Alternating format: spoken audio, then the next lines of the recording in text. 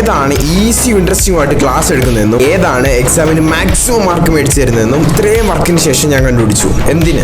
+2-ലെ ഓരോ വിഷയവും പഠിക്കാൻ വേണ്ടി തെറ്റായ യൂട്യൂബ് ചാനൽ തിരഞ്ഞെടുത്ത 1.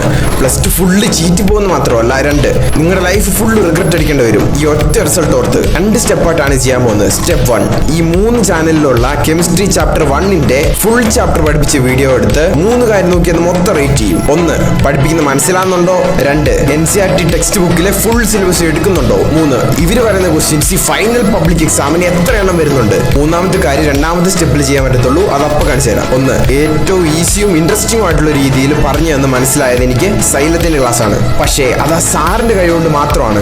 സൈലത്തിലുള്ള വലിയൊരു പ്രശ്നം എന്ന് പറഞ്ഞാൽ പിക്ചേഴ്സും ഡയഗ്രാംസും വിഷ്വൽ സംഭവങ്ങളും വെച്ച് പഠിപ്പിക്കുന്ന അതിനകത്ത് കുറവാണ്.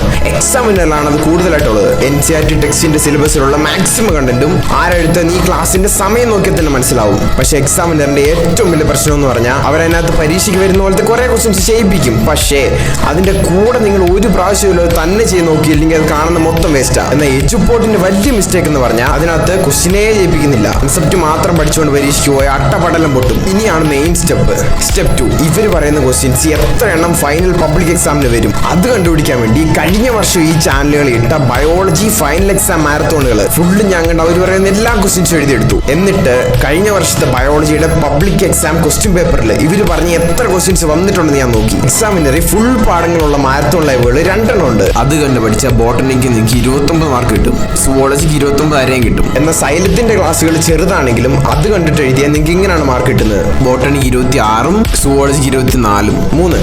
എജുപോർട്ടിന്റെ ഈ ക്ലാസ്സുകൾ കണ്ടപ്പം ഇതുപോലെ മാർക്ക് കിട്ടി. ബോട്ടണിക്ക് 21ഉം സുവോളജി 29ഉം. ഇനി ലാസ്റ്റ് മെയിൻ കാര്യം, ഇതെല്ലാം കൂടി ഈ എക്സ്പീരിയൻസ് ഇല്ലാത്ത നിങ്ങൾ ചെയ്യാൻ നോക്കിയാൽ ഫുള്ള് ചീറ്റി പോകും. ഫുൾ A+ കിട്ടുന്നതിന് തടയുന്ന A to Z പ്രശ്നങ്ങൾക്ക് സൊല്യൂഷൻ തന്ന് ഡെയിലി എന്തൊക്കെ ചെയ്യണമെന്ന് ഫുൾ ഇൻസ്ട്രക്ഷൻ പറഞ്ഞു തന്ന് രാവിലെ നിങ്ങളെ വിളിച്ചെഴുന്നേപ്പിച്ച് സ്റ്റഡീസിലെ doubt solving, accountability coach, direct calls ഇതെല്ലാം തന്ന് ഞാൻ ചെയ്ത ടിപ്സും ട്രിക്സും എല്ലാം പറഞ്ഞുതരാം.